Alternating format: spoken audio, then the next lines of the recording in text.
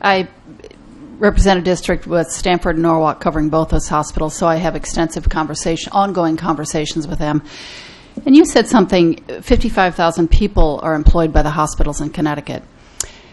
And it struck me when you said that, thinking about Ben Barnes, that hideous comment he made about robbing banks. Why do you tax the hospitals, or why do you rob banks? Oh my God, what was he thinking? Clearly he wasn't thinking.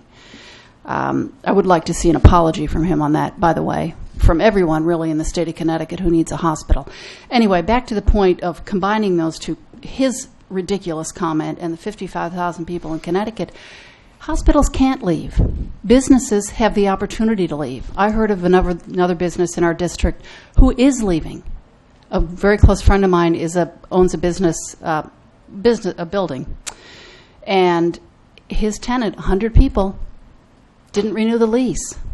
My friend Jerry went to the owner and said, "What's up? What's going on? We're going to Florida. We don't like what's happening in Connecticut right now. We don't like what's happening up in Hartford." Well, who does? Well, I know there are some people who do. Obviously, I don't agree with them. Representative, you have a question? Yes, I do. I do. You know what? Hold on, please. I'd ask you to ask the question. I will ask the question when I'm ready. Thank you, Senator. I think we're all really fed up and frustrated with what's going on, and it's not you. I'm sympathetic to the hospitals. What I'm trying to get to is, why do you think the perception exists in someone like Ben Barnes's mind that this is a good opportunity to tax the hospitals? Any insight from the hospital community? Representative, I appreciate your comments.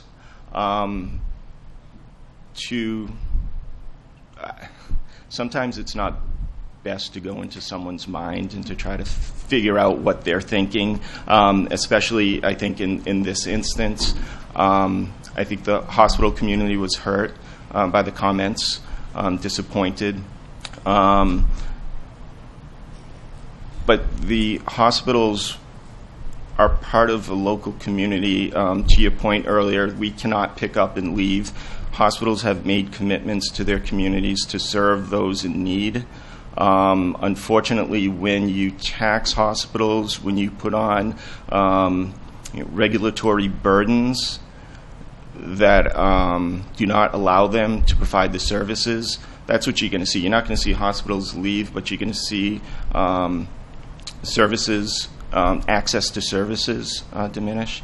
You're going to see as I said, the three Ps. The people that provide the services, you'll see that they won't fill jobs, that it all will impact the access to care. And again, thank you for all you do, and all the hospitals provide, obviously, life-saving care, and I think most of us are very grateful for that and appreciate that, and want to create a regulatory environment and a tax environment that makes you want to stay here. Thank you.